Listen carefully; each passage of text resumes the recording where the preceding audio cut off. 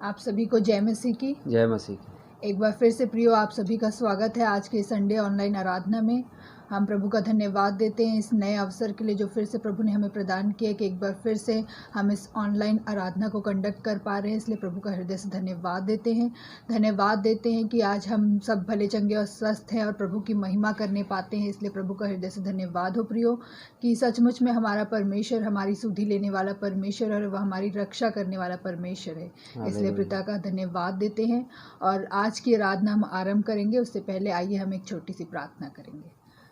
Hallelujah. धन्यवाद धन्यवाद धन्यवाद जीवते सामर्थी पराक्रमी परमेश्वर पिता, एक बार फिर से प्रभु आपका धन्यवाद देते हैं जीवित परमेश्वर आज के इस नए दिन के लिए जिसमें आपने हमें भला चंगा और स्वस्थ रखा है। प्रभु आपका धन्यवाद देते हैं कि आपने हमारी सुधि ली पिता, आपने हमारी रक्षा रखवाली की है पिता। हम आपका धन्यवाद देते हैं कि आप हमारे संग और साथ रहने वाले परमेश्वर है। प्रभु हम आपका धन्यवाद देते हैं कि प्रभु आपने हमें किसी भली वस्तु की घटी नहीं होने दी पिता। आपका धन्यवाद देते हैं, आपने हमें उत्तम पदार्थों से तृप्त किया है। प्रभु हम आपका धन्यवाद देते हैं और सचमुच में प्रभु आप हमारे सुख का मूल है पिता। हम आपका धन्यवाद देते हैं और पिता जैसे आपका वचन कहता है कि यह अपने सुख का मूल जान तो वह तेरे सारे मनोरथों को पूरा करेगा। सचमुच में प्रभु आप हमारे मनोरथों को पूरा करने वाले परमेश्वर है पिता। हम आपका धन्यवाद देते हैं जीवित परमेश्वर और आज इस दिन के लिए पिता हम आपका धन्यवाद देते हैं प्रभु जिसमें आपने हमें अपनी महिमा के लिए प्रभु ऑनलाइन प्रभु जुड़ने में सहायता की है पिता। आपका धन्यवाद देते हैं।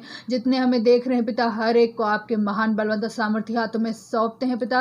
इस नए दिन में प्रभु आपके नए स्पर्श को हर एक के लिए मांग लेते हैं यीशु के नाम से पिता। प्रभु आपके नए स्पर्श को पिता और पिता आपके नए प्रभु अभिषेक को मांग लेते हैं, आपके नई सामर्थ को मांग लेते हैं यीशु के नाम से पिता। प्रभु आज प्रभु हर एक को प्रभु आप छुएगा पिता, हर एक के जीवन में आपका स्पर्श होने पाए, हर एक आपकी आत्मा से भरने पाए इस दिन में पिता। ऐसी हम विनती प्रार्थना करते हैं पिता। हर एक लोग प्रभु आपके उस आवाज को आज सुनने पाए यीशु के नाम से पिता। ऐसी हम विनती प्रार्थना करते हैं पिता। आज की आराधना को हम आपके हाथों में सौंपते हैं। हमारे गीतों को गाना, हमारे वचन में से सुनना पढ़ना और सीखना प्रभु आपकी महिमा के लिए पिता। हम हर एक प्रकार से केवल और केवल आपके नाम को महिमा देने वाले बन जाएं। हमारे जीवनों के द्वारा केवल और केवल आपका नाम ऊंचा उठे पिता और आपका ही नाम आदर पाए प्रभु। हम आपसे विनती और प्रार्थना करते हैं जीवित परमेश्वर। प्रभु आज के आराधना को फिर से एक बार हम आपके हाथों में सौंपते हैं पिता। आपकी आत्मा के गहरे अभिषेक को हम मांग लेते हैं पिता। हम दोनों के लिए भी आपके आत्मा के अभिषेक को मांगते हैं पिता। जब हम आपकी आराधना उपासना करते हैं प्रभु, जब हम आपकी स्तुति करते हैं पिता, हर एक लोग प्रभु उस आपकी आत्मा की उपस्थिति को अपने जीवन में महसूस करने पाए पिता कि आप उनके अंदर रहते हैं और आप उनके साथ है पिता। जब हम आपकी उपस्थिति में चलते हैं पिता तो हम सिद्धता को प्राप्त करते हैं प्रभु। इसलिए जीवित परमेश्वर आज प्रभु आपकी उपस्थिति को मैं हर एक लोगों के जीवन के लिए मांग लेती हूं यीशु के नाम से। जब हम आपके गीतों को गाते हैं, जब हम आपकी स्तुति करते हैं पिता, हर एक लोग आपकी आत्मा से भर जाए प्रभु। हर एक लोग आपकी आत्मा को प्राप्त करने वाले बन जाए पिता और अपने प्रभु अपने जीवन में आपकी उपस्थिति को महसूस करने वाले बन जाए प्रभु। ऐसी हम विनती और प्रार्थना करते हैं। हर एक लोगों को हम आपके महान बलवंत सामर्थ्य हाथों में सौंपते हैं पिता और प्रभु हर एक बातों के लिए प्रभु आपसे अगुवाई को मांग लेते हैं यीशु के नाम से पिता। और प्रभु सारे विषयों को हम आपके हाथों में सौंप देते हैं पिता। हर एक बातों में आपका नाम ऊंचा उठे प्रभु। सारी महिमा आपको देते हैं पिता और इस विनती और प्रार्थना को प्रभु यीशु मसीह के नाम से मांगते हैं, आमीन फिर आमीन। तो आइए प्रियो, हम गीतों के द्वारा प्रभु की महिमा करेंगे और प्रभु की महिमा के लिए हम गाएंगे, मैं यहोवा का गीत गाऊंगा क्योंकि वो महाप्रतापी है। इस गीत के द्वारा हम प्रभु की महिमा करेंगे। मैं यहोवा का गीत गाऊंगा क्योंकि वो महाप्रतापी है। मैं यहोवा का गीत गाऊंगा क्योंकि वो महाप्रतापी है। घोड़ों समेत सवारों को उसने समुद्र में डाल दिया है। घोड़ों समेत सवारों को उसने समुद्र में डाल दिया है। मैं यहोवा का गीत गाऊंगा क्योंकि वो महाप्रतापी है। मैं यहोवा का गीत गाऊंगा क्योंकि क्योंकि वो महाप्रतापी है। यहोवा परमेश्वर मेरा बल और भजन का विषय है। यहोवा परमेश्वर मेरा बल और भजन का विषय है। मेरा ईश्वर वो ही है, वो मेरा उद्धार भी है। मेरा ईश्वर वो ही है, वो मेरा उद्धार भी है। मैं उसकी स्तुति करूँगा, मैं उसको सराहूँगा, मैं उसकी स्तुति करूँगा, मैं उसको सराहूँगा। मैं यहोवा का गीत गाऊँगा, महाप्रतापी है। मैं यहोवा का गीत गाऊँगा, क्योंकि वो महाप्रतापी है।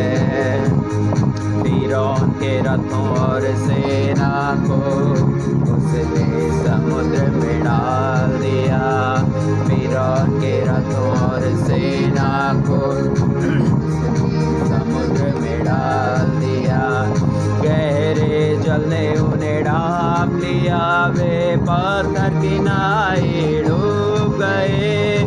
गहरे जल ने उन्हें ढांप लिया, वे पत्थर किनारे डूब गए। यहोवा योद्धा है, उसका नाम यहोवा है। यहोवा योद्धा है, उसका नाम यहोवा है। मैं यहोवा का गीत गाऊँगा, महाप्रतापी है। मैं यहोवा का गीत गाऊँगा, क्योंकि वो महाप्रतापी है।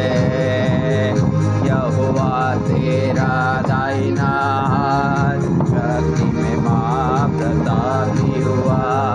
यहोवा तेरा दाहिना हाथ शक्ति में महाप्रतापी हुआ। तू अपने विरोधियों को महाप्रताप से गिरा देता।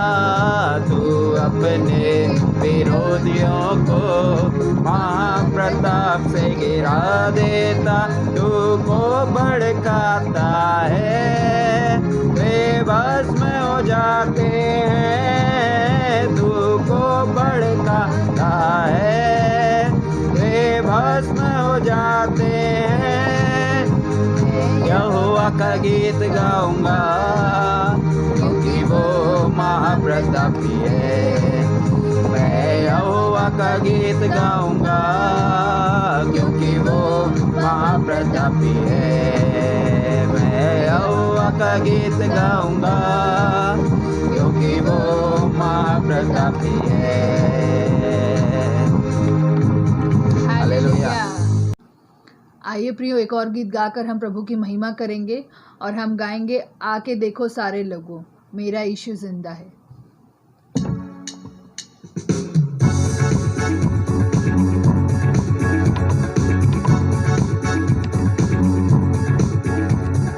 आके देखो सारे लोगों, मेरा यीशु जिंदा है। वो जगत का उद्धार करता है, पापी को बचाता है। आके देखो सारे लोगों, मेरा यीशु जिंदा है। वो जगत का उद्धार करता है, पापी को बचाता है। आके देखो सारे लोगों, मेरा यीशु जिंदा है। वो जगत का उद्धार करता है, पापी को बचाता है। स्वर्ग छोड़कर धरती पर आया, मानव से कितना प्रेम किया। पापों के बदले उसने हमारे खुद को ही कुर्बान किया। स्वर्ग छोड़कर धरती पर आया, मानव से कितना प्रेम किया। पापों के के बदले उसने हमारे खुद को ही कुर्बान किया। के देखो सारे लोगों, मेरा यीशु जिंदा है, वो जगत का उद्धार करता है, पापी को बचाता है,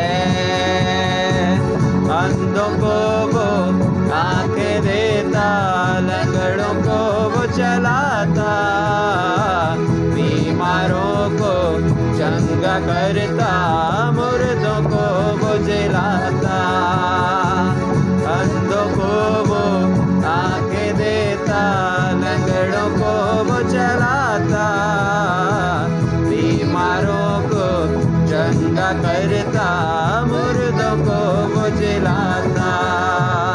आके देखो सारे लोगों, मेरा यीशु जिंदा है, वो जगत का उद्धार करता है, पापी को बचाता है।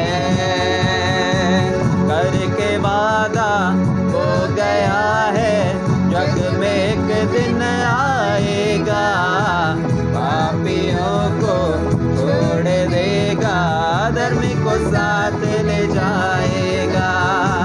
करके वादा हो गया है, जग में एक दिन आएगा, पापियों को छोड़ देगा, धर्मी को साथ ले जाएगा।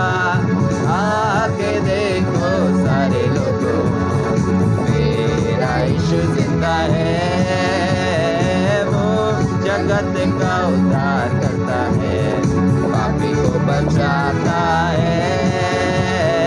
आके देखो सारे लोगों, मेरा यीशु जिंदा है, हालेलुया, वो जगत का उद्धार करता है, पापी को बचाता है, पापी को बचाता है, पापी को बचाता है, हालेलुया।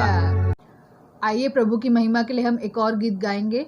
हम गाएंगे तारीफ तारीफ मिलके करो सारे तारीफ। तारीफ तारीफ तारीफ मिलके करो सारे तारीफ, तारीफ तारीफ तारीफ मिलके करो सारे तारीफ। यीशु की जो है प्यारा मुझे, यीशु की जो है प्यारा मुझे, उसी ने हम सबको बनाया, जो कुछ दिखता उसने रचाया, उसी ने हम सबको बनाया, जो कुछ दिखता उसने रचाया, सारे जहां का वो शहंशाह, सारे जहां का वो शहंशाह। तारीफ तारीफ तारीफ मिलके करो सारे तारीफ, तारीफ तारीफ तारीफ मिलके करो सारे तारीफ। यीशु की जो है प्यारा मुझे, यीशु की जो है प्यारा मुझे, पापों से वो पाक है करता, सारी खताएं माफ है करता, पापों से वो पाक है करता, सारी खताएं माफ है करता, सारे रोगों को करता चंगा, सारे रोगों को करता चंगा। तारीफ तारीफ तारीफ मिलके करो सारे तारीफ, तारीफ तारीफ तारीफ मिलके करो सारे तारीफ। यीशु की जो है प्यारा मुझे, यीशु की जो है प्यारा मुझे, उसकी मौत से जिंदगी है पाई, आशा नई एक उसने दिलाई, उसकी मौत से जिंदगी है पाई, आशा नई एक उसने दिलाई। बैठेंगे तख्त पर फतेहमंद ही, बैठेंगे तख्त पर फतेहमंद ही। तारीफ तारीफ तारीफ मिलके करो सारे तारीफ, तारीफ तारीफ तारीफ तारीफ, मिल के करो सारे तारीफ। यीशु की जो है प्यारा मुझे, यीशु की जो है प्यारा मुझे, यीशु की जो है प्यारा मुझे। हालेलुया। आइए प्रियो, एक और गीत के द्वारा हम प्रभु की महिमा करेंगे। हम गाएंगे, आओ हम चले यीशु के पास।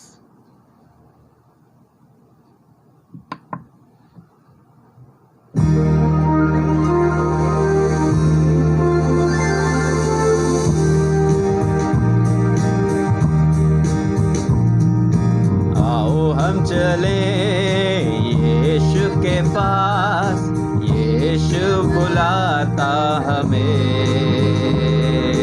यीशु बुलाता हमें, यीशु बुलाता हमें। आओ हम चले यीशु के पास, यीशु बुलाता हमें, यीशु बुलाता हमें, यीशु बुलाता हमें। ईश्वर ने हमसे प्रेम किया, लेने हमको जल्द आएगा। ईश्वर ने हमसे प्रेम किया, लेने हमको जल्द आएगा। हम हालेलुया गाएं खुशी से, स्वर्ग वो हमें ले जाएगा। हम हालेलुया गाएं खुशी से, स्वर्ग वो हमें ले जाएगा। आओ हम चले यीशु के पास, यीशु बुलाता हमें, यीशु बुलाता हमें, यीशु बुलाता हमें। हम हैं चिराग यीशु के, रोशन करेंगे जहां। हम हैं चिराग यीशु के, रोशन करेंगे जहां। पर्दे ऐसा तू है पिता, कर सके प्रकाश हर जगह। पर्दे ऐसा तू है पिता, कर सके प्रकाश हर जगह। आओ हम चले यीशु के पास, यीशु बुलाता हमें, यीशु बुलाता हमें, यीशु बुलाता हमें। आओ हम चले यीशु के पास, यीशु बुलाता हमें, यीशु बुलाता हमें, यीशु बुलाता हमें, यीशु बुलाता हमें, यीशु बुलाता हमें। हालेलुया। आइए प्रियो, अब ये समय होगा कि हम परमेश्वर की स्तुति में जाएंगे और थोड़ी देर हम परमेश्वर को धन्यवाद का बलिदान चढ़ाएंगे और अपनी आंखों को बंद करके हम उसे स्तुति रूपी बलिदान चढ़ाएंगे। आइए हम थोड़ी देर स्तुति करें और परमेश्वर को धन्यवाद दें। Hallelujah hallelujah hallelujah hallelujah hallelujah hallelujah hallelujah hallelujah hallelujah. Thank you Jesus, we worship you Lord, we glorify you, hallelujah. Thank you Jesus, धन्यवाद धन्यवाद धन्यवाद धन्यवाद धन्यवाद धन्यवाद धन्यवाद प्यारे पिता परमेश्वर, आपका धन्यवाद करते हैं। Hallelujah, we give you praise, Hallelujah. Thank you, Jesus. Thank you, Holy Spirit. Thank you, Father. धन्यवाद धन्यवाद धन्यवाद त्रिएक परमेश्वर, धन्यवाद त्रिएक परमेश्वर पिता। Hallelujah hallelujah hallelujah hallelujah hallelujah. धन्यवाद धन्यवाद धन्यवाद धन्यवाद धन्यवाद धन्यवाद धन्यवाद धन्यवाद Almighty God, living God, glory to God. Hallelujah hallelujah. आपके प्रेम, आपकी दया, आपकी करुणा, आपके भलाइयों के लिए आपका धन्यवाद करते हैं। आपके आश्चर्य कर्मों के लिए आपका धन्यवाद करते हैं। आपके अनुग्रह और आपकी शांति के लिए आपका धन्यवाद करते हैं प्यारे प्रभु जी।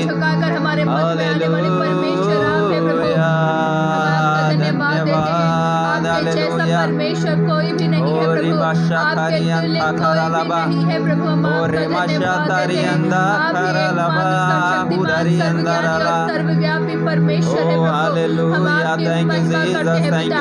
आप एकमात्र जीवित पराक्रमी परमेश्वर है प्रभु। आश्चर्य कर्मों के करने वाले परमेश्वर केवल आप है प्रभु।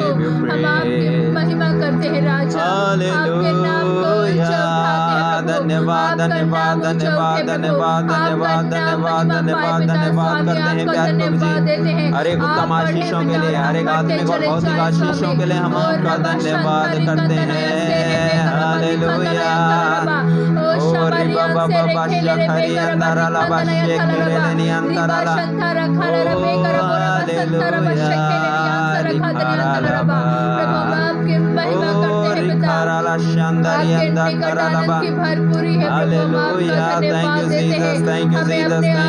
भरने वाले परमेश्वर आप है प्रभु।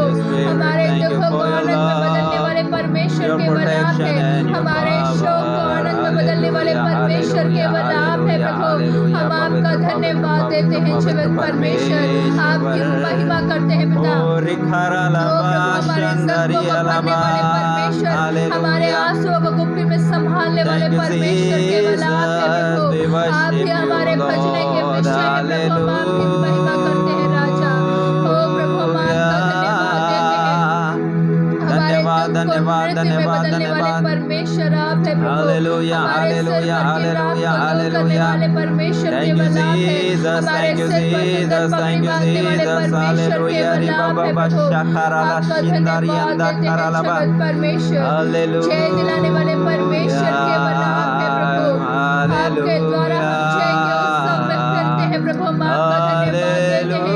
धन्यवाद हो प्रभु, धन्यवाद हो स्वामी। हम आपकी जय कहते हैं प्यारे प्रभु जी। हालेलुया आपके नाम को ऊंचा उठाते हैं प्यारे प्रभु जी, क्योंकि आपका नाम सब नामों में श्रेष्ठ है प्यारे पिता परमेश्वर। प्यारे प्रभु यीशु आपका नाम सब नामों में श्रेष्ठ है। Thank you Jesus, thank you Jesus, thank you Jesus. Hallelujah hallelujah hallelujah hallelujah. धन्यवाद धन्यवाद धन्यवाद धन्यवाद धन्यवाद। परमेश्वर और कोई भी नहीं है प्रभु। आपके उस अनुग्रह के लिए हम आपका धन्यवाद देते हैं प्रभु। आपका अनुग्रह हमारे लिए काफी है प्रभु। आपका धन्यवाद देते हैं। धन्यवाद हो पिता आपके उस अनुग्रह की दृष्टि के लिए जो हम पर बनी हुई है प्रभु। हम आपका धन्यवाद देते हैं। हम अपनी निर्बलताओं पर घमंड करते हैं प्रभु, क्योंकि हमारी निर्बलता पर आपकी सामर्थ सिद्ध होती है प्रभु। Hallelujah hallelujah hallelujah. गाए हो सना तू राजाओं का है राजा। तेरी महिमा होवे सदा। तू है प्रभु हमारा खुदा। हम गाए हो सना, हम गाए हो सना तू राजा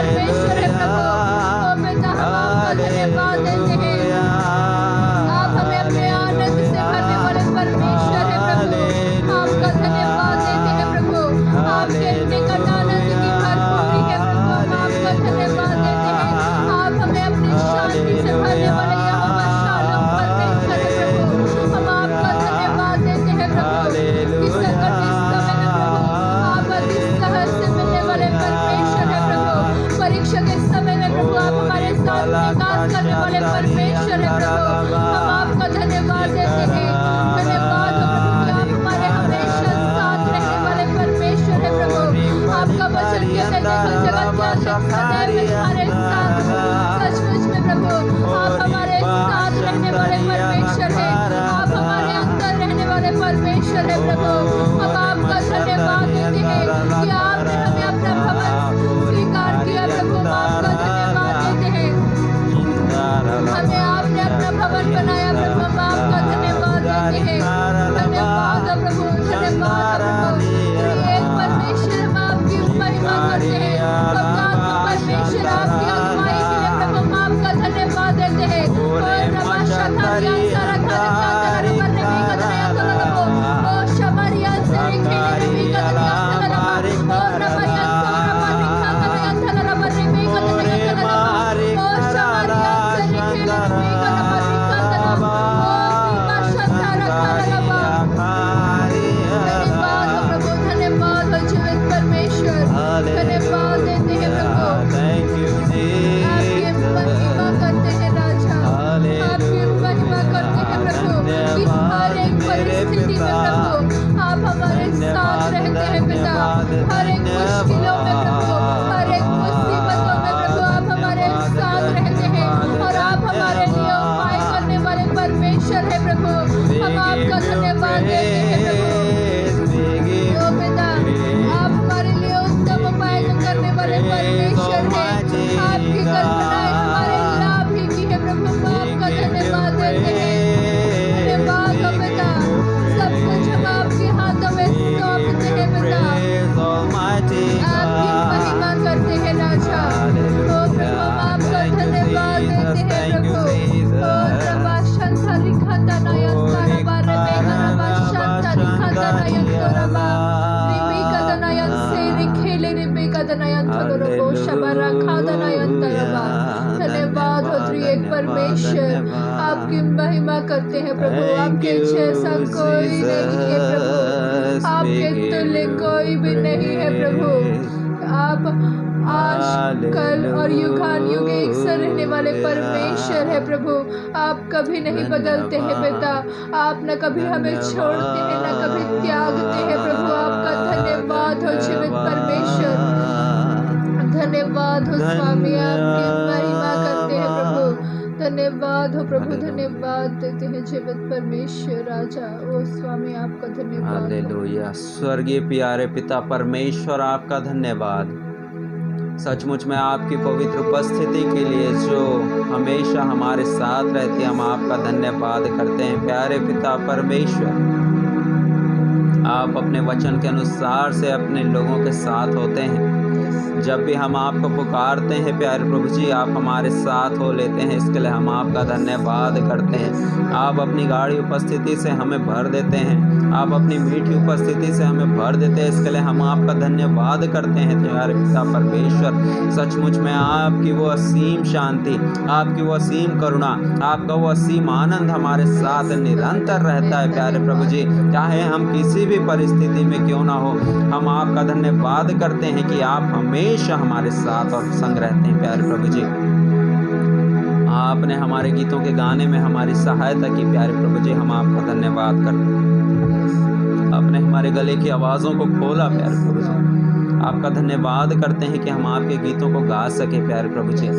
आपका धन्यवाद करते हैं कि आपने हमें जीवितों के मध्य में रखा है कि हम अपने होठों से आपकी महिमा स्तुति करने पाते हैं। इसके लिए आपका धन्यवाद करते हैं। हालेलुया। धन्यवाद करता हूँ प्यारे प्रभु जी कि आपने हमें संसार में से अपनी महिमा के लिए चुन करके अलग कर लिया कि हम आपकी महिमा और स्तुति अपने जीवन से करें। इसके लिए आपका धन्यवाद करते हैं। आज बहुत से ऐसे लोग हैं जो आपको नहीं जानते हो प्यारे प्रभु जी, लेकिन हम भाग्यशाली लोग हैं कि हम आपको जानते हैं प्यारे प्रभु जी। आपका वचन भी यही कहता है प्यारे प्रभु जी कि तुम मुझे जानते हो, इस बात पर घमंड करो। हाँ प्यारे पिता परमेश्वर, सचमुच में हम आपके प्यारे पिता परमेश्वर उस अगापे प्रेम के लिए आपका हृदय से धन्यवाद करते हैं जिसके तहत आपने अपने इकलौते प्रिय पुत्र प्रभु यीशु को संसार में पापी मनुष्य के लिए भेज दिया प्यारे प्रभु जी, कि वो बलिदान देने के द्वारा हमें हमारे पापों से छुड़ा सके, हमें उद्धार के अनुभव में ला सके, हमें नया जन्म दे सके। इसके लिए हम आपका धन्यवाद करते हैं प्यारे प्रभु जी। हम तो अपने पापों में मरे हुए थे प्यारे पिता, लेकिन आपने अपने पुत्र के द्वारा हमें नया जन्म दिया। मैं आपका हृदय से धन्यवाद करता हूँ। पवित्र आत्मा परमेश्वर, आप हमारे संग और साथ इस समय में हैं, इसके लिए मैं आपका धन्यवाद करता हूँ। प्यारे प्रभु जी, आपका धन्यवाद, आपने हमारी स्तुति को ग्रहण किया, आपने हमारे गीतों को ग्रहण किया। आपका धन्यवाद करता हूँ प्यारे पिता परमेश्वर। प्यारे पिता, आगे के सारे समय को मैं आपके हाथों में सौंपता हूँ प्यारे प्रभु जी। जब हम वचन से देखें होने दीजिएगा प्यारे प्रभु जी। जितने लोग सुनते हैं प्यारे पिता, हर एक के संग और साथ होगा, हर एक को एक मन और एक चित करिएगा प्यारे प्रिय परमेश्वर, ताकि आपके वचन उनसे बोले और बातचीत करे। क्योंकि आपका वचन कहता है कि आपका वचन जीवित है और आपका वचन हर एक दो धारी तलवार से भी बहुत चोखा है प्यारे पिता। इसके लिए मैं आपका धन्यवाद करता हूँ। आपका वो दो धारी वचन आज लोगों से बात करे प्यारे प्रभु जी। लोगों को आप स्पर्श करिएगा प्यारे पिता उस वचन के द्वारा प्यारे प्रभु जी, ताकि लोग आपके इच्छा को अपने जीवन में समझ सकें, जान सकें और उसे पूरा करने के लिए प्रयत्न कर सकें, प्रयास कर सकें। ऐसी आप सहायता अगुवाई मदद करिएगा। मैं आपका धन्यवाद करता हूँ कि आप हमारे भी संग साथ रहे शुरू से लेकर अब तक प्यारे पिता परमेश्वर। मैं हम दोनों को और सारे देखने वालों को आपके हाथों में सौंप देता हूँ इस समय में प्यारे पिता परमेश्वर। हर एक को आपके हाथों में सौंपता हूँ, हर एक देव प्राणात्मा को आपके हाथों में सौंप देता हूँ प्यारे प्रभु जी। हालेलुया। आगे के सारे समय को सारा आदर और महिमा केवल आपके नाम को देते हुए इस छोटी विनती को मैं हमारे आने वाले उद्धार करता प्यारे प्रभु यीशु मसीह के नाम में मांगता हूँ। आमीन आमीन आमीन। आइए प्रियो, ये समय होगा कि हम संडे स्कूल के बच्चों के द्वारा पदों को सुनेंगे जो उन्होंने याद किए हैं और प्रभु को महिमा देंगे। और उन बच्चों के लिए विशेष करके हम अपनी प्रार्थनाओं में हम स्मरण रखें। आइए हम वचन सुनते हैं। Praise the Lord. मैं भजन संहिता का 95 उसका 1 से लेकर 11 तक बोल रही हूँ। आओ हम यहोवा के लिए ऊंचे स्वर से गाएं, अपने उद्धार की चट्टान का जय जयकार करें। हम धन्यवाद करते हुए इसके सम्मुख आए और भजन गाते हुए इसका जय जयकार करें, क्योंकि वह महान ईश्वर है, सब देवताओं के ऊपर महान राजा है। पृथ्वी को गहरे स्थान उसी के हाथ में और पहाड़ों की चोटियां भी उसी की है। समुद्र उसका है और उसी ने उसको बनाया, स्थल भी उसी के हाथ का राजा है। आओ हम झुककर दंडवत करें और अपने कर्ता यहोवा के सामने घुटने टेके, क्योंकि वही हमारा परमेश्वर है और हम उसकी चराई की प्रजा और उसके हाथ की भेड़ें हैं। भला होता कि आज तुम उसकी बात सुनते। अपने अपने हृदय से कठोर मत करो, जैसा मरीबा में वो मस्से के दिन जंगल में हुआ था, जब तुम्हारे पुरखों ने मुझे परखा। उन्होंने मुझको जांचा और मेरे काम को भी देखा। 40 वर्ष तक मैं उस पीढ़ी के लोगों से रूठा रहा और मैंने कहा, ये तो भटकने वाले मन के हैं और इन्होंने मेरे मार्गों को नहीं पहचाना। इस कारण मैंने क्रोध में आकर शपथ खाई कि ये मेरे विश्राम स्थान में कभी प्रवेश करने ना पाएंगे। श्रेष्ठ गीत 5 का 2। मैं सोती थी परंतु मेरा मन जगता था। सुन मेरी प्रेमी खटखटाता है और कहता है, हे मेरी बहन, हे मेरी कबूतरी, हे मेरी निर्मल, मेरे लिए द्वार खोल, क्योंकि मेरा सिर ओस से भरा है और मेरी लटें रात में गिरे हुए बूंदों से भीगी। मैं अपने वस्त्र उतार चुकी, अब उसे कैसे पहनूं? मैं अपने पाँव धो चुकी, अब उसे कैसे मैला करूं? मेरे प्रेमी ने अपना हाथ किवाड़ के छेद से भीतर डाल दिया, तब मेरा प्राण उसके लिए उमड़ उठा। आइए प्रियो, अब ये समय होगा कि हम प्रभु के वचन में से सुनेंगे।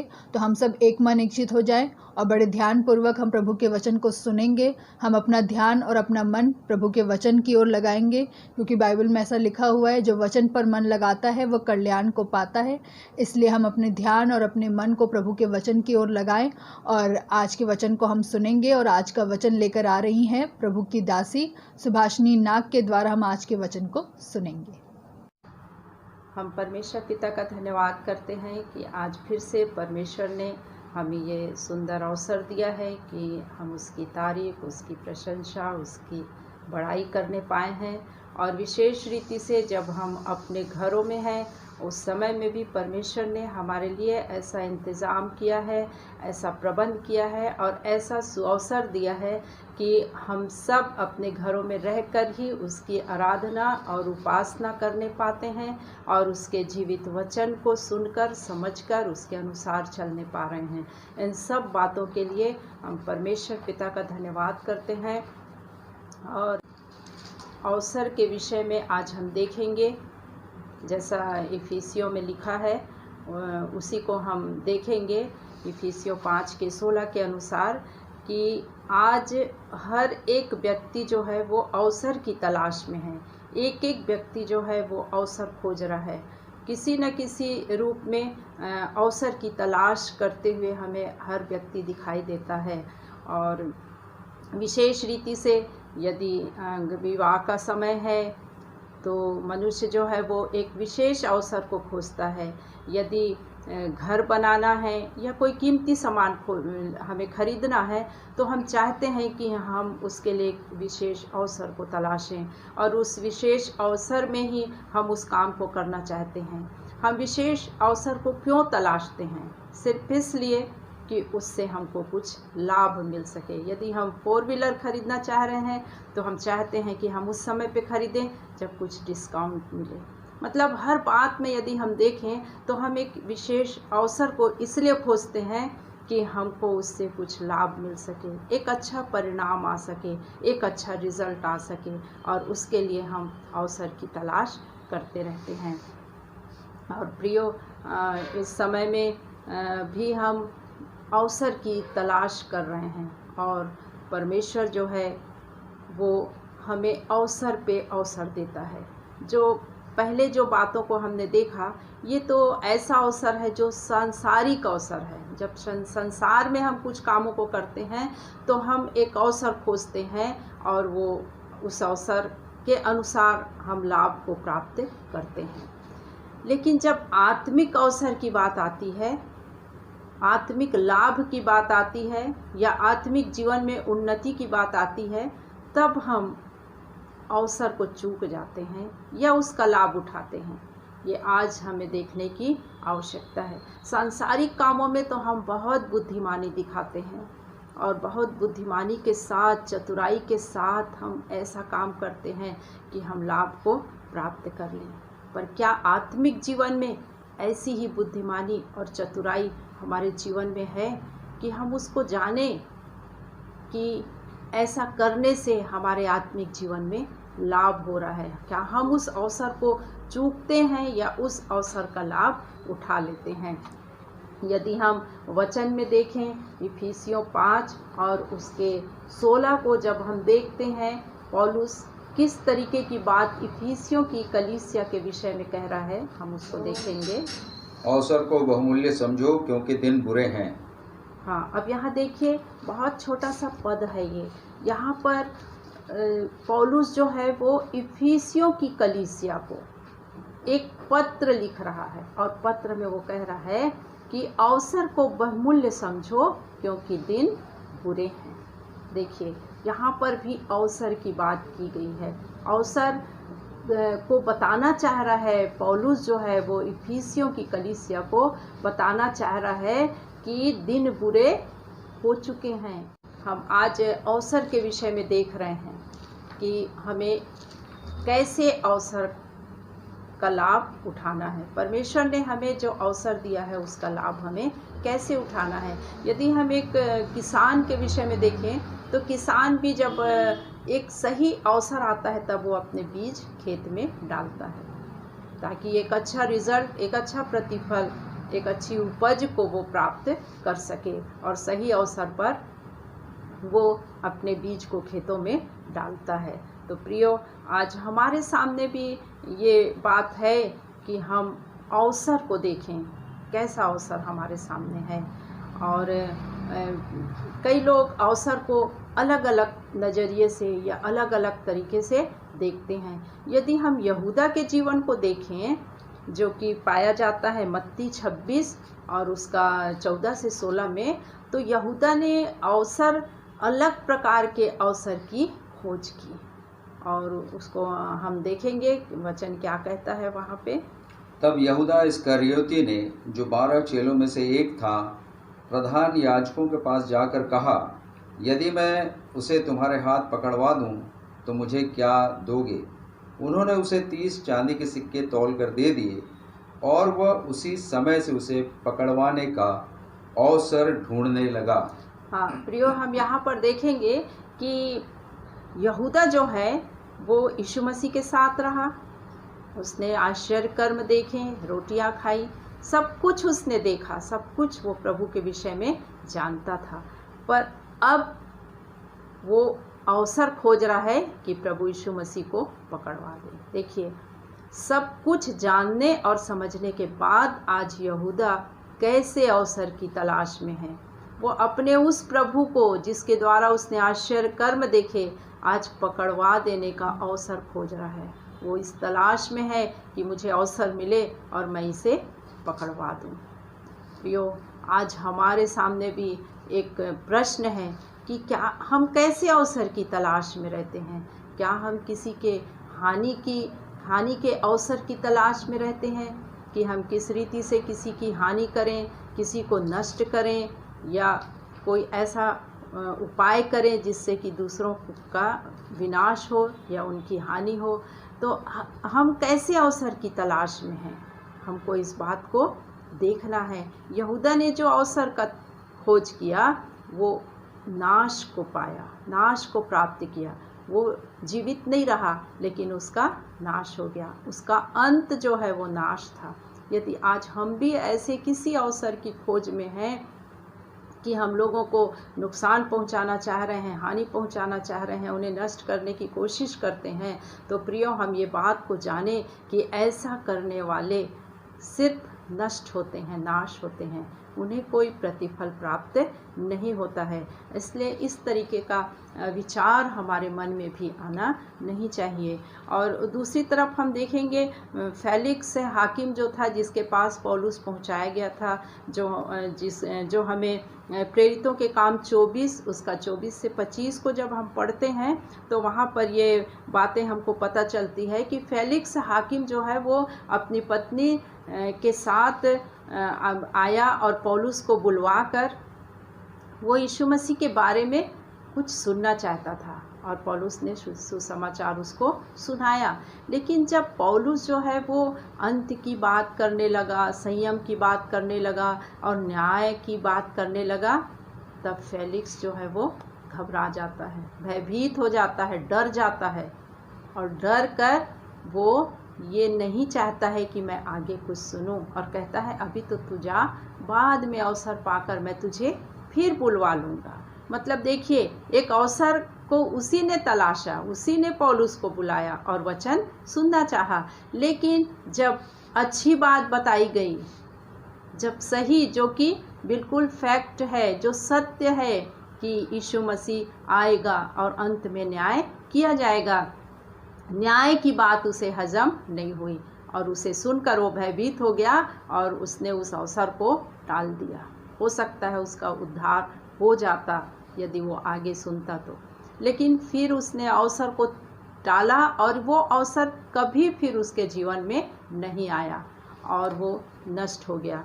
ये प्रेरितों के काम 24 और 24 से 25 को यदि हम पढ़ें, अपने घर में आप पढ़िए, यदि हम इसे पढ़ेंगे तो ये सारी बातें यहाँ पर लिखी हुई हैं। फेलिक्स ने सुनहरे अवसर को खो दिया और उसे फिर मन फिराव का अवसर फिर से दोबारा नहीं मिला। प्रियो, आज भी हमें सुनहरा अवसर मिला हुआ है। आज भी हम लोगों के द्वारा सुन रहे हैं प्रभु यीशु मसीह के विषय में, दूसरे आगमन के विषय में, और बहुत सी बातों को हम लोगों से सुनते चले आ रहे हैं कि किस रीति से ये समय जो है, ये महामारी का जो समय है और पूरे विश्व में जो स्थिति फैली हुई है, ये सारी बातें यदि हम देखें तो यीशु मसीह के दोबारा आगमन की ओर संकेत करती हैं। और हमारे लिए भी अब सुनहरे अवसर को जो हमें दिया गया है उसे पकड़कर उसके अनुसार काम करने का समय है। लेकिन क्या हम उस अवसर की तलाश में हैं? जैसा कि इफिसी 5:16 में पौलुस जो है इफिसियों की कलीसिया को समझा रहा है, बता रहा है कि दिन बुरे हो गए हैं, अवसर को बहुमूल्य समझो। प्रियो, आज हम देख रहे हैं, क्या हमारे यहाँ के हालात अच्छे हैं? क्या आज हमारे सामने दिन अच्छे हैं क्या? पौलुस तो उस समय कहा कि दिन बुरे हो गए हैं, दिन बुरे हो चुके हैं, पर आज हम देखें तो उस समय से भी ज़्यादा बुरे दिन हमें अभी दिखाई दे रहे हैं। और उसके बाद भी यदि हम अवसर की तलाश नहीं करते हैं, उस अवसर को नहीं पकड़ते हैं जो हमें दिया गया है, तो हमारे लिए भी केवल पछताने और नाश होने के अलावा और कुछ भी नहीं रह जाएगा। इसलिए इन दिनों में हम देखें कि हमें परमेश्वर की ओर से कैसा कैसा अवसर मिला हुआ है, कौन कौन से अवसर इस समय परमेश्वर ने हमें दिए हैं। इस महामारी के समय में विशेषकर हम देखेंगे कि परमेश्वर ने बहुत अच्छा अवसर हमें दिया है।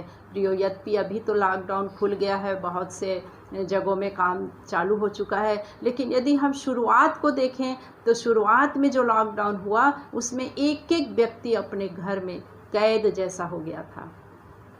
और उस समय पे हमें परमेश्वर ने सबको 24 घंटे का समय दिया। कोई ये नहीं कह सकता कि मैं काम में जाता हूँ तो मैं 8 घंटे ड्यूटी करता हूँ, कि मैं 12 घंटे घर से बाहर रहता हूँ, कि मैं 6 घंटे, कोई बहाना नहीं बना सकता था। लेकिन परमेश्वर ने सबको एक जैसा समय दिया था कि उस समय में परमेश्वर इसकी आराधना और उपासना में समय बिताया जाए, अवसर को बहुमूल्य समझा जाए। और हम देखेंगे कि कौन कौन सा ऐसा अवसर हमें मिला जिसे कि हमें बहुमूल्य समझना चाहिए। सबसे पहला हम देखेंगे कि परमेश्वर ने इन दिनों में हमें प्रार्थना का अवसर दिया है। सबसे पहली बात जो है वो प्रार्थना का अवसर है, जो कि यदि हम भजन संहिता उसका 55 अध्याय और उसका पहला पद पढ़ेंगे तो वहाँ पर देखेंगे कि राजा दाऊद प्रार्थना के विषय में क्या कहता है। हे परमेश्वर, मेरी प्रार्थना की ओर कान लगा और मेरी गिड़गिड़ाहट से मुंह न मोड़। हाँ, यहाँ पर देखिए राजा दाऊद जो है वो प्रार्थना के महत्व को समझता है और वो प्रार्थना करता है और परमेश्वर से कहता है कि मेरी गिड़गिड़ाहट को सुन, मेरी दुहाई की ओर कान लगा। मतलब वो परमेश्वर के सामने प्रार्थना में अपना समय व्यतीत करता था और वो चाहता था कि उसकी प्रार्थना परमेश्वर सुने। और इसी का यदि हम 55 का 16 और 17 पढ़ेंगे तो वहाँ पर भी हम देखते हैं, परंतु मैं तो परमेश्वर को पुकारूंगा और यहोवा मुझे बचा लेगा। सांझ को, भोर को, दोपहर को, तीनों पहर मैं दुहाई दूंगा और कराहता रहूंगा और वह मेरा शब्द सुन लेगा। हाँ, अब यहाँ पर देखिए राजा दाऊद जो है वो प्रार्थना कर रहा है, थोड़ी देर का नहीं, एक बार नहीं, लेकिन यहाँ लिखा है कि सांझ को, भोर को, दोपहर को, तीनों समय में दाऊद जो है वो प्रार्थना करता है, परमेश्वर को पुकारता है, दुहाई देता है और वो कहता है कि तू मेरी सुन लेगा। नीचे का शब्द जो है वो कि और परमेश्वर मेरी सुन लेगा, एक कॉन्फिडेंस कि मैंने प्रार्थना किया है और परमेश्वर मेरी सुन लेगा। बहुत बार ऐसा होता है कि प्रार्थना करके लोग सोचते हैं कि पता नहीं प्रार्थना सुनी जाएगी कि नहीं सुनी जाएगी, और हमें पूरा भरोसा नहीं होता है कि प्रार्थना जो की गई है वो सुनी गई है कि नहीं सुनी गई है। लेकिन राजा दाऊद के जीवन में हम देखते हैं कि वो प्रार्थना करके वो बिल्कुल आश्वस्त है, उसे पूरा भरोसा है और वो ये कह भी दिया कि वो मेरी सुन लेगा, क्योंकि मैंने उस जीवित परमेश्वर को पुकारा है और वो मेरी प्रार्थना को सुन लेगा। आज हम भी जब ऐसा तभी हम कह सकते हैं जब एक निकटता का संबंध हमारा परमेश्वर के साथ होगा, जब प्रार्थना में हम अधिक समय बिताएंगे, उसकी संगति में अधिक समय बिताएंगे, तो निश्चित रूप से प्रियो हम भी राजा दाऊद के समान कह सकेंगे कि वो मेरी प्रार्थना को सुन लेगा। पर यदि हम नहीं कह पाते हैं तो उसका एक कारण है कि हम प्रार्थना में वो समय नहीं बिता रहे हैं जो कि हमें बिताना चाहिए। और इसीलिए राजा दाऊद के अंदर एक कॉन्फिडेंस आ गया है कि मेरी प्रार्थना को मेरा परमेश्वर सुन लेगा। प्रारंभिक कलीसिया के बारे में भी हम देखते हैं, जो कि प्रेरितों के काम 2 के 42 में पाया जाता है कि प्रारंभिक कलीसिया भी जब पतरस ने प्रचार किया तो 3000 लोगों के लगभग एक साथ उन्होंने मन फिराया और बपतिस्मा लिया और वो संगति में आ गए। और उसके बाद एक सुनहरा अवसर उन्हें दिया गया। क्या अवसर था कि वो प्रतिदिन हम उसको पढ़ लेंगे। और वे प्रेरितों से शिक्षा पाने और संगति रखने और रोटी तोड़ने और प्रार्थना करने में लवलीन रहे। हाँ, अब यहाँ पर हम उस प्रारंभिक कलीसिया के बारे में देखते हैं। जब उन्होंने मन फिराया, जब उन्होंने पश्चाताप किया, तो यहाँ पर उनको अवसर दिया गया और एक अच्छा अवसर था कि वो शिक्षा पाएं, वो संगति रखें, रोटी तोड़ें और प्रार्थना करें। इन बातों में वो क्या रहे? लवलीन रहे। वो चाहते तो अपने घर में बैठे रह सकते थे, लेकिन नहीं, उनको जो अवसर दिया गया उस अवसर का उन्होंने लाभ उठाया और वे जाकर उस संगति को प्राप्त किए और वे प्रार्थना करने में लवलीन रहे। और निश्चित रूप से प्रियो, आज हमारे सामने भी जो अवसर हमको मिला है, क्या हम उस अवसर का लाभ उठा रहे हैं?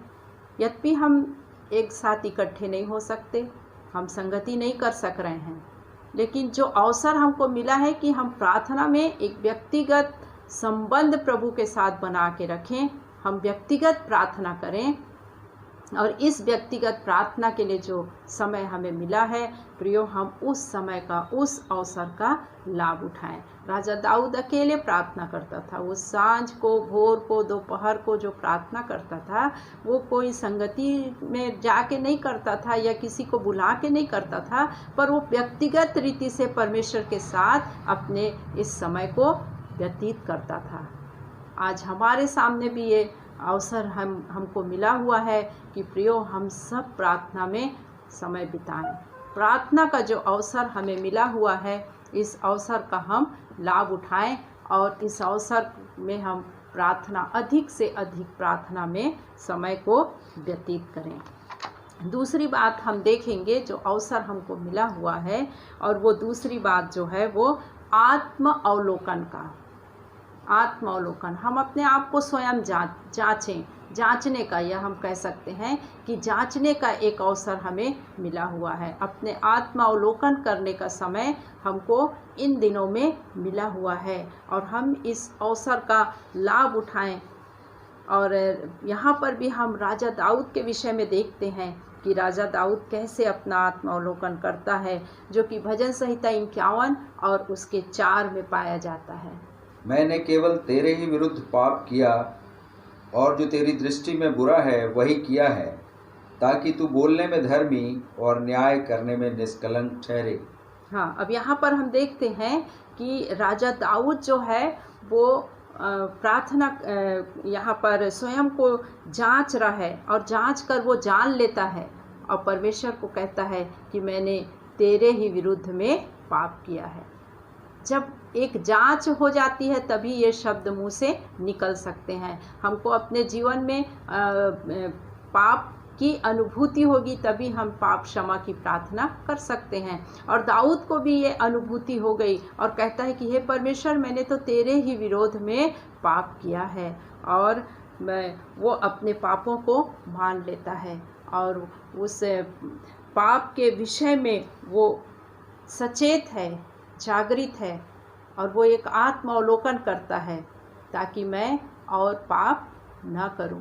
और अपने पापों को यहाँ पर वो मान लेता है कि मैंने तेरे ही विरुद्ध में पाप किया है। और इसी भजन 51 का 2 पद जब हम पढ़ते हैं, मुझे भली भांति धोकर मेरा अधर्म दूर कर और मेरा पाप छुड़ाकर मुझे शुद्ध कर। हाँ, अब यहाँ पर भी राजा दाऊद जो है वो कहता है कि मुझे भली भांति धोकर मेरा अधर्म दूर कर और मेरा पाप छुड़ाकर मुझे शुद्ध कर। तो ये राजा दाऊद जो है वो पूरे समय में अपना अवलोकन करता था, अपने आप को जांचता था, परखता था कि कहीं कोई गलती मेरे जीवन में तो नहीं है। प्रियो, आज यदि हम अपने जीवन का अवलोकन करने बैठें तो हमें भी समझ में आएगा कि मेरे जीवन में कौन सी कमजोरी है, मेरे जीवन में ऐसा कौन सा पाप है जो मुझे मेरे प्रभु से दूर कर रहा है और जिसे मेरे जीवन से मुझको हटाने की ज़रूरत है। राजा दाऊद ने अवलोकन किया और तुरंत बोलता है कि प्रभु इस अपराध को, इस अधर्म को, इस पाप को मेरे जीवन से दूर कर। हम भी जब प्रभु के पास उसकी संगति में बैठेंगे तो हमें भी समझ में आएगा कि किस किस क्षेत्र में हमारे जीवन में कमी है, घटी है, बुराई है, पाप है। ये सारी बातों को परमेश्वर का आत्मा हमें स्मरण कराएगा, हमें बताएगा और प्रियो हम उनसे वैसे ही प्रार्थना करके दूर हो सकते हैं जैसा कि दाऊद ने प्रार्थना किया। उसने अपने अपराधों के विषय में, पापों के विषय में प्रार्थना किया कि प्रभु ये सब मेरे जीवन से दूर कर, मेरे पापों को क्षमा कर। आज हमको भी ऐसा ही करने की आवश्यकता है। यदि हम ऐसा नहीं करेंगे तो हमारे जीवन में वो पाप बना रहेगा, हमारे जीवन से वो बातें दूर नहीं होंगी जिनको कि प्रभु पसंद नहीं करता है। पर हमको अपने जीवन से उन बातों को दूर करने की आवश्यकता है और हम उन बातों को अपने जीवन से दूर करें ताकि प्रभु के पास हम पहुंच सकें, उसकी नज़दीकी में हम अपने जीवन को बिता सकें। ये आत्मावलोकन जो है ये हर व्यक्ति के लिए बहुत आवश्यक है, बहुत ज़रूरी है। हम हर समय अपने आप को जांचें, प्रभु कौन सी बात मेरे जीवन से ऐसी हो गई जो आपको आज पसंद नहीं थी। प्रतिदिन आत्मावलोकन की आवश्यकता है। प्रतिदिन संध्या में हम रात में सोने से पहले इस बात को एक बार जांचें, आज कौन सी बात मेरे मुंह से निकली जो मेरे प्रभु को पसंद नहीं थी। आज ऐसा कौन सा काम मुझसे हो गया जो मेरे प्रभु के विरोध में था, जिसे मेरा प्रभु पसंद नहीं करता है। ऐसा करके ऐसे कौन से विचार मेरे अंदर आ गए, ऐसी कौन सी सोच मेरे अंदर आई जो मेरे प्रभु को पसंद नहीं थी। और प्रियो उन सब बातों को जब हम विचार करेंगे तो आत्मा हमारी अगुवाई करेगा और इन सब के लिए हम प्रार्थना करेंगे, इन अपराधों की क्षमा हम मांगेंगे। हमको ज़्यादा कुछ करने की ज़रूरत नहीं पड़ेगी क्योंकि आत्मा आप ही आहे भर भर कर हमारे लिए बयान से बाहर है, ऐसी प्रार्थना करता है प्रियो। इसलिए जब हम इन बातों के विषय में सचेत हो जाते हैं, अपना आत्मावलोकन करने लगते हैं, तो ये सब बातें हमारे जीवन में होती हैं और हम हर ऐसी पाप और बुराई से बचे रह सकते हैं और अपने जीवन को हम सुधार सकते हैं। इस अवसर का हमको लाभ उठाना है। इस समय में जब अधिक समय हमें घर में रहने का मिल रहा है प्रियो, हम अवसर का लाभ उठाएं, हम अपना आत्मावलोकन करें, हम अपने आप को एक बार जांच कर देखें कि क्या मेरे जीवन में कौन सी ऐसी बात है, कौन सी ऐसी बुराई है जिसको मुझे छोड़ने की आवश्यकता है। बहुत बार ऐसा होता है कि हम लोगों को क्षमा नहीं कर पाते हैं प्रियो। इन दिनों में हम उस क्षमा की आत्मा को भी परमेश्वर से मांगे ताकि वो हमें क्षमा की आत्मा दे और हम सब लोगों को क्षमा कर सकें। किसी के लिए भी हमारे मन में कोई विरोध या कोई भी ऐसी बात न रहे जिसके कारण हम उसे क्षमा न कर सकें। पर क्षमा की आत्मा मांगकर हम हर लोगों को, चाहे उन्होंने हमारे साथ कुछ भी किया है, हमको उन लोगों को क्षमा करने की आवश्यकता है। तीसरी बात हम देखेंगे कि इस समय में हमको कौन सा अवसर मिला है और वो अवसर है हमको वचन का अध्ययन करने का, मनन करने का अवसर परमेश्वर ने हमको दिया है। और इस समय में प्रियो जब हम अधिक से अधिक अपने घर में समय व्यतीत कर रहे हैं तो प्रभु चाहता है कि हम वचन में अपना समय व्यतीत करें, वचन को हम पढ़ें, वचन का अध्ययन करें, वचन को मनन करें। और जब हम ऐसा करेंगे तो हम निश्चित रूप से वचन जो है वो हमारे हृदय में बसने लगेगा, जैसा कि कुलुस्सी 3:16 में लिखा है, मसीह के वचन को अपने हृदय में अधिकाई से बसने दो और सिद्ध ज्ञान सहित एक दूसरे को सिखाओ और चिताओ और अपने अपने मन में अनुग्रह के साथ परमेश्वर के लिए भजन और स्तुति गान और आत्मिक गीत गाओ। हाँ, अब यहाँ पर देखिए कि परमेश्वर का वचन क्या कह रहा है कि परमेश्वर के वचन को अपने हृदय में अधिकाई के साथ बसने दो। पौलुस जो है वो कुलुस्सियों की कलीसिया को, कुलुस्सियों के लोगों को ये पत्र लिख रहा है और कह रहा है कि परमेश्वर के वचन को अपने हृदय में अधिकाई के साथ बसने दो। तो प्रियो, ये परमेश्वर का वचन कब हमारे हृदय में अधिकाई के साथ बसेगा?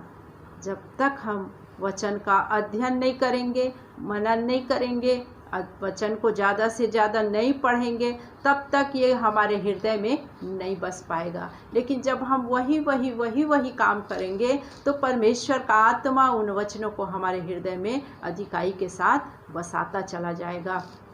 और यही बात को यदि हम राजा दाऊद के जीवन में देखें, भजन 119 के 11 में, तो वो भी इसी बात को लिखता है, मैंने तेरे वचन को अपने हृदय में रख छोड़ा है कि तेरे विरुद्ध पाप न करूं। हाँ, अब यहाँ पर देखिए राजा दाऊद भी बोलता है कि हे परमेश्वर, मैंने तेरे वचन को अपने हृदय में रख छोड़ा है कि मैं तेरे विरुद्ध पाप न करूं।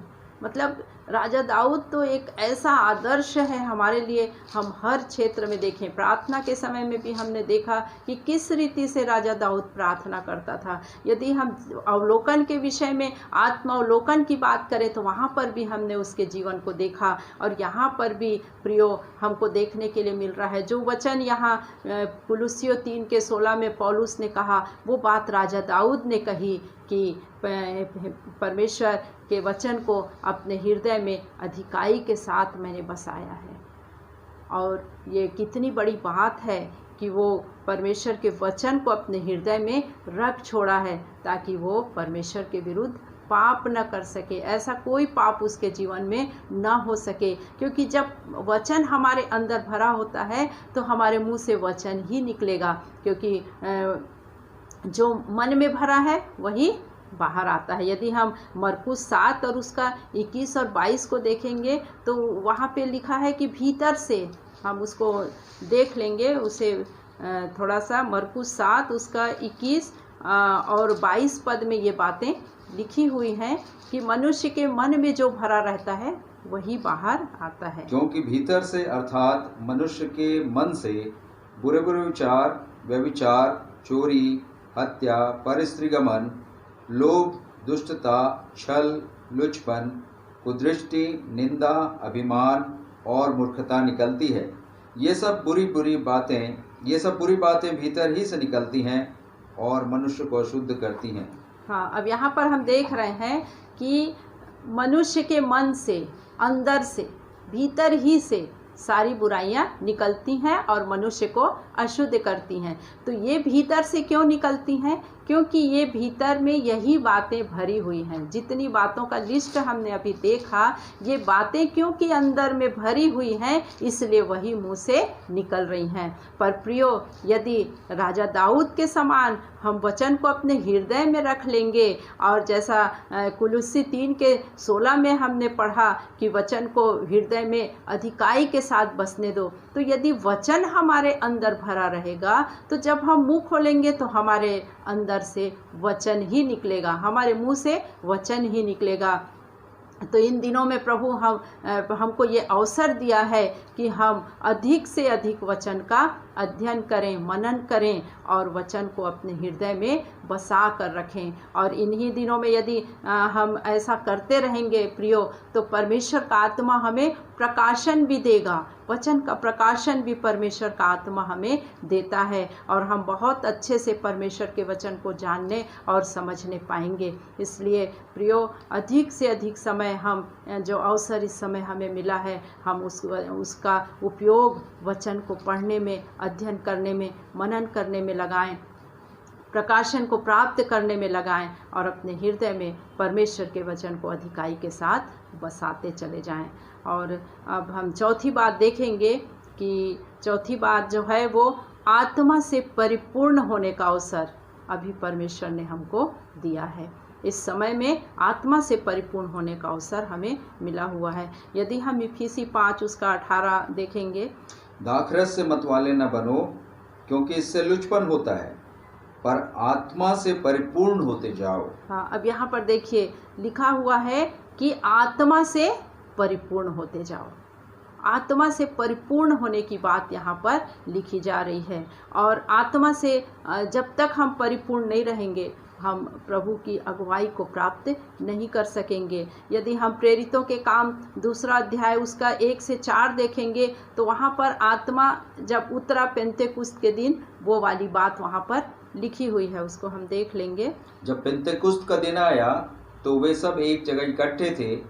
एकाएक आकाश से बड़ी आंधी की सी सनसनाहट का शब्द हुआ और उससे सारा घर जहाँ वे बैठे थे गूंज गया, और उन्हें आग की सी जीवें फटती हुई दिखाई दी और उनमें से हर एक पर आ ठहरी।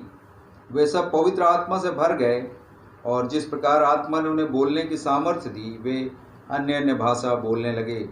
अब यहाँ पर प्रियो हम देख रहे हैं कि जब पहली बार पेंतेकुस्त के दिन में आत्मा उंडेला गया, आत्मा उतरा, तो किस रीति से वहाँ पर जो 120 लोग उपस्थित थे वे सब आत्मा से भर गए और आग की फटती हुई जीभें आकर हर एक के ऊपर ठहर गईं और वे आत्मा से भर गए। तो यहाँ पर पहली बार आत्मा का उंडेला जाना, पवित्र आत्मा का पहली बार उंडेला जाना है। और जब आत्मा से हम भर गए हैं, आज बहुत से लोग हैं यदि वो पवित्र आत्मा से भरे नहीं हैं तो उनके लिए एक अच्छा अवसर है कि वो आत्मा से भरने के लिए प्रार्थना करें। और यद्यपि हम त्रिएक परमेश्वर हमारे अंदर है और सब कुछ उसने हमारे अंदर रखा है, इस मिट्टी के बर्तन में उसने सब कुछ रख दिया है, उसे प्रकट करने की आवश्यकता है, उसे बाहर निकालने की आवश्यकता है। इसलिए हम ज़्यादा से ज़्यादा इन दिनों में आत्मा से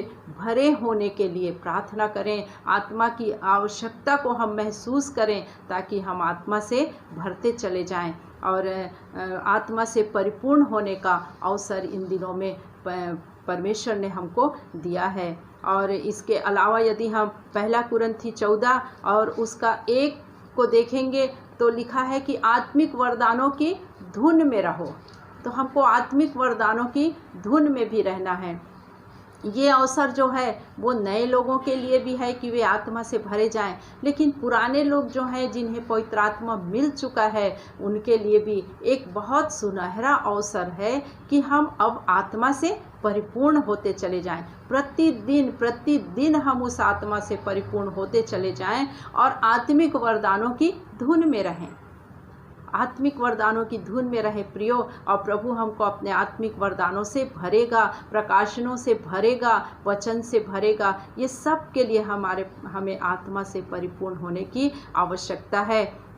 और एक अच्छा अवसर प्रभु ने इस समय में हमें दिया है कि हम आत्मा से परिपूर्ण होते चले जाएं, हम आत्मा की आवश्यकता को महसूस करें, क्योंकि बिना पवित्र आत्मा के हम कुछ भी नहीं कर सकते हैं। हम अपने जीवन में यदि कितना भी कुछ करने की कोशिश करें या प्रयास कर लें, लेकिन बिना आत्मा की अगुवाई के हम अपने जीवन में कुछ भी नहीं कर सकते हैं। इसलिए हमको इस बात को जानना है, महसूस करना है और आत्मा की धुन में लगे रहना है, आत्मिक वरदानों की धुन में लगे रहना है। और अन्य भाषा का यदि आपको नहीं मिला है, आप नहीं बोल पाते हैं, आप प्रार्थना करिए, प्रभु अन्य भाषा से भी आपको भरेगा, अपने दान वरदानों से भी आपको भरेगा। इस अवसर का लाभ उठाइए प्रियो, क्योंकि ये अवसर यूं ही हमारे गंवा देने के लिए हमें नहीं मिला है, लेकिन इसका उपयोग करने के लिए, एक अच्छा कार्य कर सकने के लिए परमेश्वर ने एक अवसर हमें दिया है।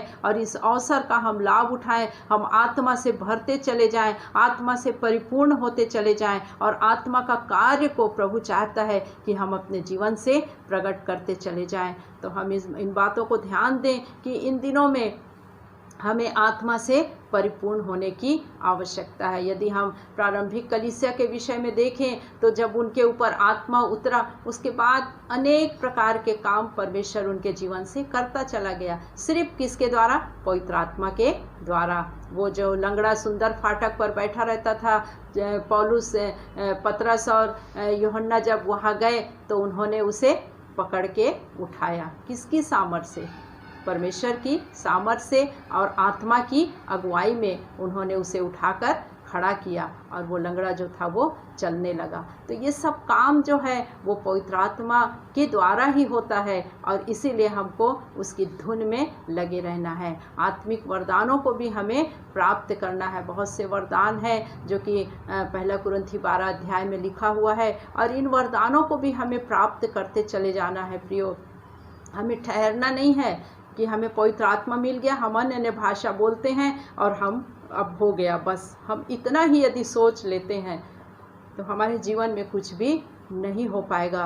पर हमको ये सोचना है कि ये तो शुरुआत है, और जब शुरुआत तो हम उसको सोच लेते हैं तो अंत आने में अभी बहुत समय बाकी है। जब तक प्रभु यीशु मसीह नहीं आता है तब तक हमें आत्मा से भरते जाना है और आत्मा से भरकर परमेश्वर के कामों को करते चले जाना है। उन वरदानों की धुन में हमें लगे रहना है। वे 9 वरदान परमेश्वर हमें देना चाहता है, लेकिन वो चाहता है कि हम आत्मा से परिपूर्ण होते चले जाएं। प्रतिदिन हम आत्मा से परिपूर्ण होने की हमें आवश्यकता है, हमें रुकना नहीं है। बहुत से लोग जो हैं वो आत्मा मिलने के बाद रुक जाते हैं। हम तो अब अन्य भाषा बोलते हैं, लेकिन अन्य भाषा बोल लेना बस काफ़ी नहीं है, पर उसके आगे भी है।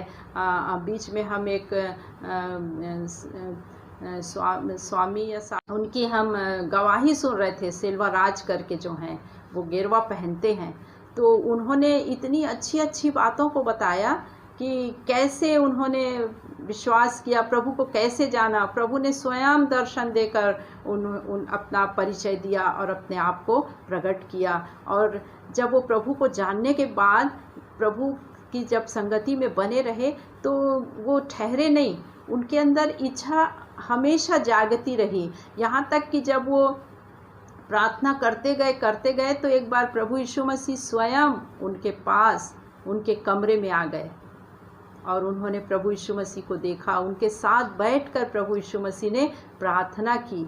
जो लिफाफ पत्र जो आए हुए थे, निवेदन जो आए हुए थे, उनके लिए एक के लिए प्रभु यीशु मसीह ने प्रार्थना की। और आहें भर भर कर, जैसा वचन में लिखा है कि आत्मा आप ही हमारे लिए आहें भर भर कर बयान से बाहर जो है प्रार्थना करता है, उसी रीति से प्रभु यीशु मसीह ने प्रार्थना की। और वो आँख खोल के उनको देखते रहे कि प्रभु यीशु मसीह मेरे पास बैठकर घुटने टेक कर प्रार्थना कर रहे हैं। प्रियो, इतना होने के बाद वो कहते हैं कि मैं संतुष्ट नहीं था।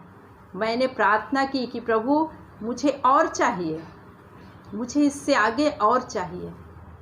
हम तो पवित्र आत्मा में पाकर अन्य भाषा बोलकर ही हम चुप बैठ जाते हैं, सोचते हैं यही सब कुछ है। लेकिन उनके जीवन से मुझको एक बहुत अच्छी बात सीखने के लिए मिली कि जब प्रभु यीशु मसीह उनके पास आकर घुटने टेक कर प्रार्थना करते हैं, फिर भी वो कहते हैं कि अभी और है, अभी मुझे रुकना नहीं है, मुझे इसके आगे और चाहिए। और जब उन्होंने और चाहिए करके प्रार्थना चालू रखी तो फिर एक बार जब वो प्रकाशित वाक्य पढ़ रहे थे तो उनके पास यूहन्ना आ गया। और यूहन्ना जब आया तो वो नहीं समझ पाए कौन है, तो बोले आप कौन हैं? तो बोले जो पुस्तक तुम पढ़ रहे हो मैं उसी का लिखने वाला हूँ। उन्हें अपना परिचय दिया। तब उन्होंने उनसे बात किया, उनसे पूछा कि आप किस रीति से लिखते थे, आप तो पतमुस टापू में थे और वहाँ से आप कैसे इस पुस्तक को, इस पत्र को जो प्रकाशित वाक्य का है, आपने कैसे कलीसियाओं के नाम से लिखा?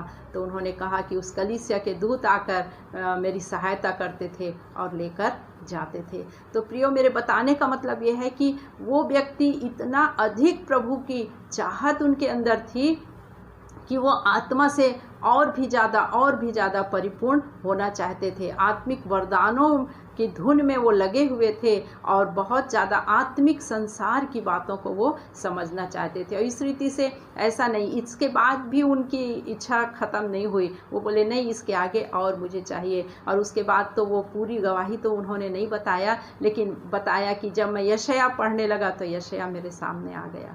तो ऐसा कहे प्रतिदिन मेरे साथ होने लगा, पर मैं कभी संतुष्ट नहीं हुआ। मैं और प्रभु मुझे और चाहिए। और फिर आत्मिक दर्शनों की बात पर प्रभु उनके साथ करने लगा। तो ये हमारे अंदर की चाहत के ऊपर निर्भर करता है। उनके अंदर एक इच्छा थी, एक चाहत थी कि और ज़्यादा वो प्रभु को जाने समझें। और प्रभु ने वैसा ही उनके साथ होने दिया। और एक समर्पण उनके जीवन में था, एक समर्पण था कि वो प्रभु के पास, उसकी नज़दीकी में समय व्यतीत करते रहे, आत्मा से परिपूर्ण होते रहे और उसके लिए वो धुन में लगे रहे। और तब परमेश्वर ने इन बातों को उनके जीवन में होने दिया और अद्भुत रीति से उनकी अगुवाई किया प्रभु। और प्रियो, यदि आज हम भी यदि ऐसा चाहते हैं तो हमको समय बिताना होगा। बिना समय बिताए हम कुछ भी नहीं कर सकते।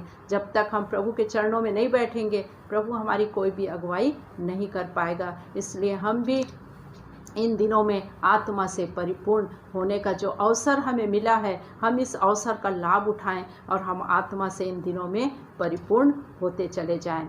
और पांचवी बात हम देखेंगे कि भलाई करने का अवसर। परमेश्वर ने इन दिनों में हमें भलाई करने का भी अवसर दिया हुआ है। गलातियों 6 और उसके 10वें पद को हम पढ़ लेंगे। इसलिए जहाँ तक अवसर मिले हम सब के साथ भलाई करें, विशेष करके विश्वासी भाइयों के साथ। हाँ, अब यहाँ पर देखिए कि परमेश्वर का वचन हमें कहता है कि भलाई करना है, हमें भलाई करना है। और पौलुस यहाँ पर गलातियों की कलीसिया को लिख रहा है कि भलाई करना है, और विशेष रीति से किनके साथ भलाई करो बोल रहा है? विश्वासी भाइयों के साथ। तो प्रियो, हमको भी आज अवसर मिला है कि हम भलाई करें। अभी देखिए कि इस लॉकडाउन के समय में, इस महामारी के समय में बहुत से लोग बहुत परेशानी में थे, दुख में थे, मुसीबत में थे। लोग भूखे प्यासे इधर उधर भटक रहे थे और बहुत से लोगों ने उनकी सहायता की। जब हम न्यूज़ वगैरह में देखते थे तो मन को अच्छा भी लगता था कि जो प्रभु को नहीं जानते हैं, अन्य जाति लोग हैं, वे लोग भी सेवा में आगे हैं और वो उनको राशन दे रहे हैं, भोजन दे रहे हैं और उनकी सुधि ले रहे हैं। तो ये कितना अच्छा अवसर मिला था जिसका कि उन्होंने लाभ उठाया। और हमारे प्रभु के लोगों में से भी बहुत से लोगों ने अपने बीच में से सहायता की है। बहुत से लोगों की सहायता की गई है, उन्हें राशन दिया गया है, उन्हें भोजन दिया गया और उनकी सुधि ली गई, आर्थिक सहायता भी दिया गया। बहुत से प्रभु के दास हैं, एक दो नहीं, कई प्रभु के दास हैं जिन्होंने अभी इन दिनों में बहुत से लोगों की सहायता की है। और निश्चित रूप से परमेश्वर का वचन जैसे कहता है कि और उनके काम उनके साथ हो लेते हैं। ये भलाई का जो काम प्रभु के लोगों ने और बाहर से लोगों ने किया है, इसमें निश्चित रूप से आप जानिए कि प्रभु उस काम का उनको प्रतिफल देगा। कोई भी काम जो हम प्रभु के लिए करते हैं, लोगों के लिए करते हैं, वो ऐसे ही बेकार नहीं जाएगा। क्योंकि जो हम इन छोटों से छोटों में या आवश्यकता में फंसे हुए पड़े हुए लोगों के साथ करते हैं, वो हम प्रभु के साथ करते हैं। और उसी रीति से इफिसी 2:10 को हम यदि पढ़ते हैं तो वहाँ पर लिखा हुआ है, क्योंकि हम उसके बनाए हुए हैं और मसीह यीशु में उन भले कामों के लिए सृजे गए जिन्हें परमेश्वर ने पहले से हमारे करने के लिए तैयार किया। अब यहाँ पर देखिए कि इफिसी 2:10 में जो पौलुस इफिसियों की कलीसिया को या लोगों को लिख रहा है कि हम किसके लिए सृजे गए हैं? भले कामों के लिए, भले काम करने के लिए हम सृजे गए हैं। तो हमको इस बात को समझना है प्रियो कि हम किस लिए बनाए गए हैं, किस लिए सृजे गए हैं। क्या हम इसलिए सृजे गए हैं कि हम अपना सारा समय व्यर्थ की बातों में गंवा दें, इधर उधर की बातों में गंवा दें? लेकिन वचन कहता है कि हम भले कामों को करने के लिए सृजे गए हैं और इसलिए हमको अपने जीवन से उन भले कामों को प्रकट करना है।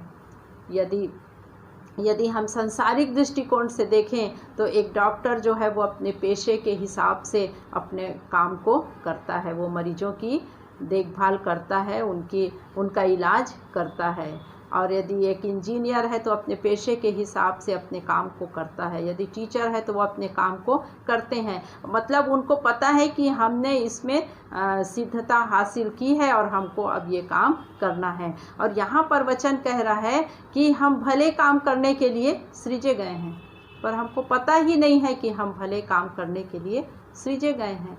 देखिए कितना अंतर है। हम वचन पढ़ रहे हैं, जान रहे हैं, समझ रहे हैं, लेकिन हम इस बात को इग्नोर कर देते हैं, इस बात को हम अपने सामने से हटा देते हैं कि परमेश्वर ने हमको क्यों सृजा है, क्यों रचा है, क्यों बनाया है। हम इस बात को गंभीरता से सोचें कि परमेश्वर ने हमको यूं ही अपना समय व्यतीत करके और 60 साल, 70 साल, 80 साल इस पृथ्वी पे जी के चले जाने के लिए नहीं सृजा है, लेकिन परमेश्वर ने हमको भले काम करने के लिए सृजा है और उसके इस काम को हमको अपने जीवन से पूरा करना है। आज हमारे आसपास यदि हम देखना चाहें तो बहुत से लोग हैं प्रियो जो ज़रूरतमंद हैं, जिनको सहायता की आवश्यकता है और उनको कुछ चाहिए, उनको मदद चाहिए। पर क्या हम ऐसा करते हैं कि हम उनको देखकर भी हम अपनी आंखें बंद कर लेते हैं। हमारे लिए समय है कि हम अधिक से अधिक ऐसे लोगों की सहायता करें। बहुत से लोग हैं प्रियो और जिनको की सहायता की आवश्यकता है। पिछले दिनों में तो बहुत मदद की गई, अब तो काफ़ी लोगों को काम मिल चुके हैं। बहुत से लोग जो हैं इन दिनों में काम करने लगे हैं, पर कुछ ऐसे काम करने वाले लोग भी हैं जिन्हें अभी काम नहीं मिला है, उनका काम पूरी रीति से अभी बंद है। तो हम उनके ओर से भी अपनी नज़रों को ना हटाएं, लेकिन हम देखें, हम विचार करें, हम समझें कि किसे इस समय में हमारे भलाई करने की आवश्यकता है। हम किसे मदद कर सकते हैं, हम किसकी सहायता कर सकते हैं, इस बात को भी हमको देखने की, जांचने की आवश्यकता है। और प्रियो, जब हम ऐसा करते चले जाएंगे तो निश्चित रूप से हम उस अवसर का लाभ उठाने वाले कहे जाएंगे। हम परमेश्वर के द्वारा दिए गए हर एक अवसर का लाभ उठाने वाले बने। और बहुत सी बातें जो हैं, और भी बहुत सी बातें हैं जिनको कि हम कह सकते हैं कि हमें परमेश्वर की ओर से ये अवसर मिला है। पर यहाँ पर मैंने 5 बातों को लिया है कि किस रीति से ये परमेश्वर जो है वो हमारे लिए एक अवसर को ला कर रखा है, और इस अवसर का हमको लाभ उठाना है और हमको देखना है, हमको समझना है, हमको जानना है कि हम उस अवसर का सही रीति से लाभ उठा रहे हैं या नहीं उठा रहे हैं। उस अवसर की, जैसे सांसारिक कामों में हम अवसर की तलाश करते हैं प्रियो, आज आत्मिक जीवन में, आत्मिक कामों में हमको अवसर की तलाश की आवश्यकता है। हम तलाशें, हम देखें कि हम कहाँ कहाँ पर अवसर को प्राप्त कर सकते हैं और उस क्षेत्र में हम बढ़ते चले जाएं। तो प्रियो, हमने पहली बात देखी कि प्रार्थना का अवसर इन दिनों में परमेश्वर ने हमें दिया है। तो प्रियो, आप अधिक से अधिक समय प्रार्थना में व्यतीत करें। और दूसरी बात हमने देखा कि स्वयं को जांचने का या आत्मावलोकन करने का अवसर परमेश्वर ने हमें दिया है। हम अपने आप को जांचें, अपना आत्मावलोकन करें और कहाँ पर हम कमज़ोर हैं, कहाँ पर हमारे जीवन में कमी घटी है, उसे हम दूर करें। और तीसरी बात हमने देखा था कि वचन का अध्ययन, मनन, चिंतन, ये सब बातें हमको करने का अवसर परमेश्वर ने दिया है और उसका भी हम लाभ उठाएं। चौथी बात हमने देखा था कि हम आत्मा से परिपूर्ण होते चले जाएं और आत्मिक वरदानों की हम धुन में लगे रहें। और पांचवी बात हमने देखा था कि भलाई का अवसर परमेश्वर ने हमें दिया है और हम भलाई करते चले जाएं। तो प्रियो, ये सारी बातें जो हैं हमारे लिए एक उदाहरण के तौर पे हैं, दृष्टांत के तौर पे हैं। हम इन बातों को समझें और जानें और परमेश्वर की नज़दीकी में इन दिनों में अपने समय को व्यतीत करें और अवसर को बहुमूल्य समझकर वैसा ही काम करें जैसा कि परमेश्वर हमारे जीवन से चाहता है।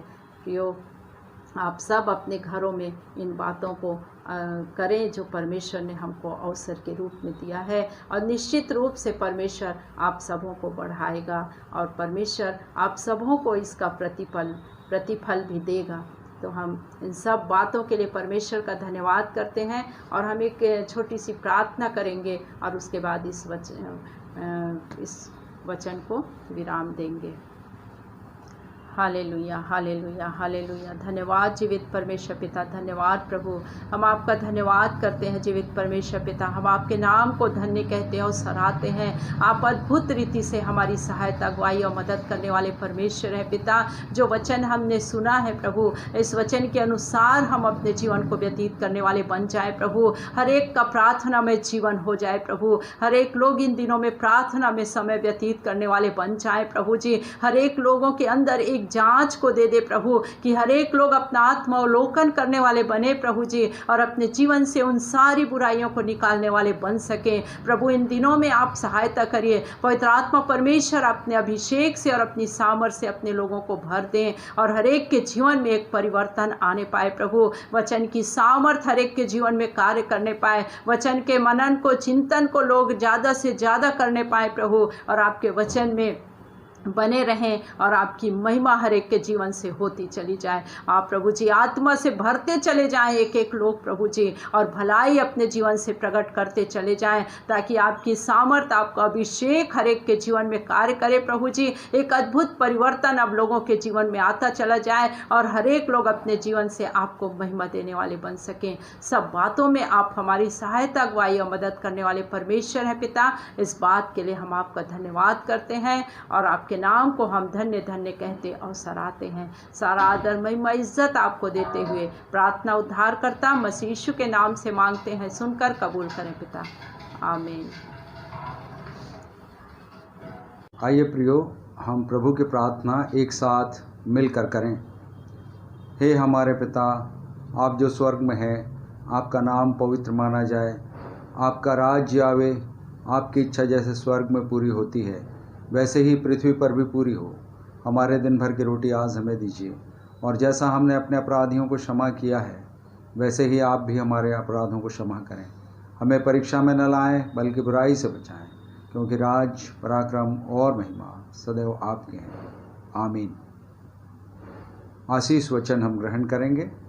अब हमारे परमेश्वर पिता का प्रेम, प्रभु यीशु मसीह का अनुग्रह और पवित्र आत्मा की शांति और सहभागिता हमें से हर एक के साथ अब से लेकर के मसीह यीशु के दोबारा आगमन तक पूरा पूरा बना रहे, आमीन, आमीन, आमीन। प्रभु आप सबों को आशीष दे। सबों को जय मसीह की।